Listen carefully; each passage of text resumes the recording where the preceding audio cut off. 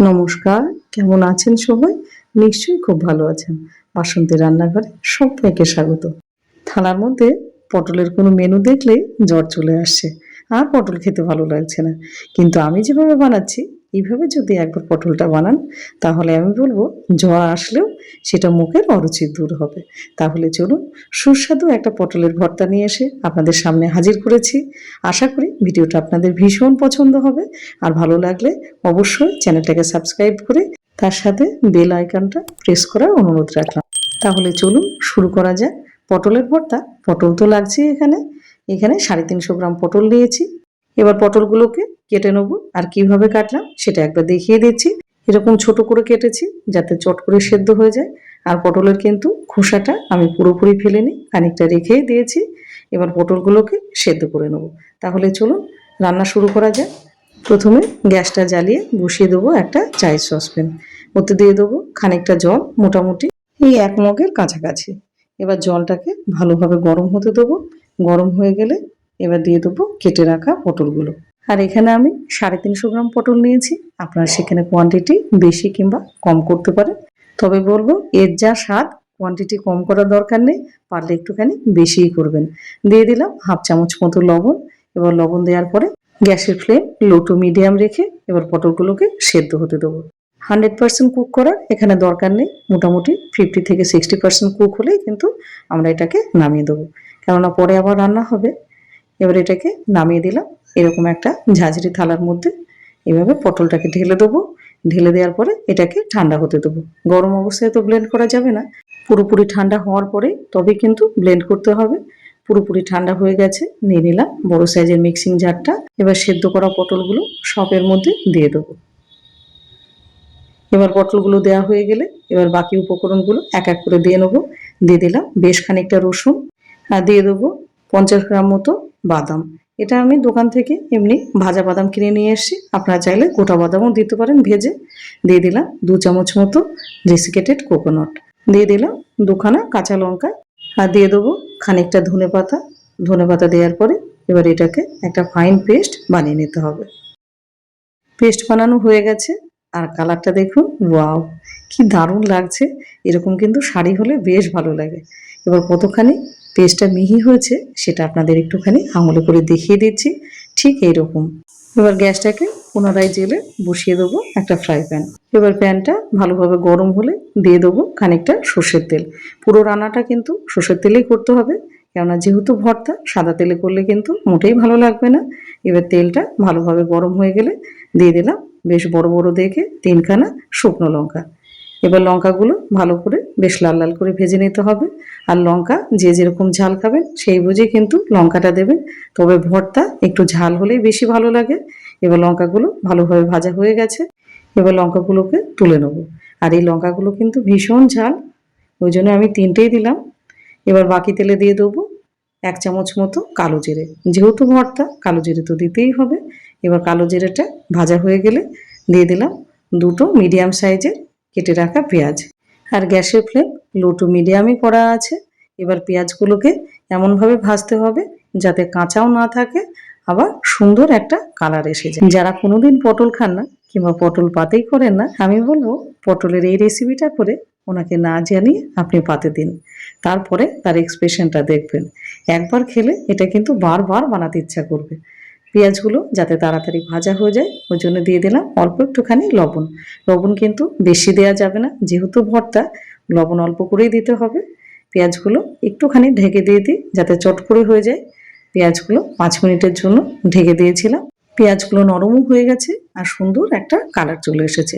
আগেই বলেছি খুব বেশি ভাজা যাবে না, ঠিক এরকম একটা হালকা গোল্ডেন কালার হলে তখন জানতে হবে পেঁয়াজটা হয়ে গেছে। এবার দিয়ে দেবো পেস্টটা, যে পেস্টটা বানিয়ে রাখলাম পটলের পেস্টটা এবার দিয়ে দিতে হবে। ঢেলে দিলাম পটলের পেস্টটা। দাঁড়ান, গায়ে খানিকটা লেগে আছে, একটা চামচের সাহায্যে একটুখানি এগুলোকে নামিয়ে দিই, কেন এটা খাওয়ার পরে মনে হবে যে এতটা সুস্বাদু নষ্ট কোনোভাবেই করা যাবে না। এবার এটাকে ভালো করে নাড়তে থাকবো। এখন 2 থেকে 3 মিনিট ফ্লেমটা হাই করে নেব, কারণ পটলের জলটা খানিকটা শুকিয়ে নিলে রান্নাটা কিন্তু তাড়াতাড়ি হবে। আর 2 থেকে 3 মিনিট এটা কিন্তু কনস্ট্যান্ট চালাতে হবে, না হলে নিচে লেগে যাবে। যেহেতু ফ্লেমটা হাই করা আছে, কোনোভাবে কিন্তু থামানো চলবে না। এবার 3 মিনিট পর খানিকটা জলটা শুকিয়ে গেলে দিয়ে দেবো আর হাফ চামচ লবণ। যেহেতু সেদ্ধ করার সময় হাফ চামচ লবণ দিয়েছি, ওই জন্য লবণ কিন্তু বেশি দেওয়া যাবে না। দিয়ে দিলাম হাফ চামচ মতো হলুদের গুঁড়ো, আর দিয়ে দেবো 1/4 চামচ মতো এখানে কাশ্মীরি লঙ্কার গুঁড়ো রঙের জন্য, আর দিয়ে দিলাম একটু আদা এবং জিরে বাটা হাফ চামচ মতো। এবার সবগুলো একসঙ্গে দেওয়ার পরে ভালো করে এটাকে নাড়তে হবে, যাতে প্রত্যেকটা মশলা ভর্তার মধ্যে খুব ভালোভাবে মিশে যায়। আর আজকে আমার ভিডিওটা আপনি কোথায় থেকে দেখছেন সেটা অবশ্যই জানাবেন। পটল খেতে খেতে যদি বোর হয়ে যান, যদি ভাবেন যে আর পটল মুখে দেওয়া যাচ্ছে না, তাহলে এইভাবে একবার ট্রাই করে দেখতে পারেন। আর ট্রাই করলে অবশ্যই কিন্তু বাসন্তী রান্নাঘরের কথা আপনাকে মনে করতেই হবে, এর এতটাই স্বাদ। এবার পটলটা থেকে অনেকটা কিন্তু জলটা বেরিয়ে গেছে, এবার পটলটা শুকিয়েও গেছে অনেকটা। আর ভর্তা যেহেতু যত বেশি করে কষাবেন, ভর্তার স্বাদ কিন্তু ততটাই ভালো হবে। এক একজন ভর্তা এক এক রকম করেন। এবার দিয়ে দিলাম হাফ চামচ মতো চিনি, কারণ একটু চিনি দিলে এটা খেতে ভালো লাগে। আপনারা খেতে না চাইলে সেখানে স্কিপ করতে পারেন। দিয়ে দিলাম 1/4 চামচ মতো বিট লবণ, এটা মাস্ট দিতেই হবে। এবার দেওয়ার পরে এটাকেও ভালো করে মিশিয়ে নিতে হবে। ভর্তা আপনারা তো অনেকভাবে অনেকেই খেয়েছেন, কিন্তু এইভাবে পটলের ভর্তা আশা করি আপনারা কেউ খাননি। আর যদি খেয়ে থাকেন সেটা অবশ্যই কমেন্ট সেকশানে জানাবেন। এবার যে লঙ্কা 3টে ভেজে রাখলাম, তার থেকে একটা লঙ্কা তুলে রাখলাম গার্নিশিংয়ের জন্য, আর 2টো লঙ্কা এখানে ভালো করে মেখে নেব। যেহেতু বাচ্চা খাবে, ওই জন্য খুব বেশি ঝাল আমি কিন্তু দিলাম না, তাতেই কিন্তু খুব ঝাল হবে, কেননা এই লঙ্কাগুলো খুব ঝাল। আর লঙ্কাগুলো মাখার পরে অবশ্যই কিন্তু সাবান দিয়ে হাত ধোবেন, চোখে মুখে লাগলে কিন্তু বিপদ। আর এদিকে ভর্তাটা অনেকটা শুকিয়ে গেছে, দেখে বুঝতেই পারছেন। এবার যে লঙ্কাগুলো মেখে রাখলাম সেই লঙ্কাগুলো দিয়ে দেবো।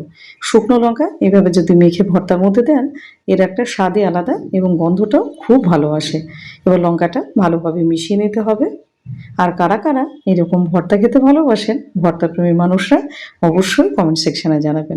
আর ভিজিট করুন বাসন্তী রান্নাঘর, সেখানে কিন্তু আমার চ্যানেলে দারুণ দারুণ ভর্তা, অনেক রকম ভর্তা আমি দিয়ে রেখেছি। আপনাদের কিন্তু খুব ভালো লাগবে। এরকম ভর্তা হলে আপনার কিচ্ছু লাগবে না। আর বিশেষ করে যারা ভর্তা ভালোবাসেন, ভর্তাপ্রেমী মানুষরা মাছ মাংস ছেড়ে দিয়ে এই ভর্তা দিয়ে ভাত খাবেন, এতটাই ভালো লাগে খেতে, কিংবা ওনারা এতটাই ভালোবাসেন। ভর্তা থেকে জল কিন্তু অনেকটা শুকিয়ে গেছে, আর এটা প্যান থেকে ছেড়ে যাচ্ছে।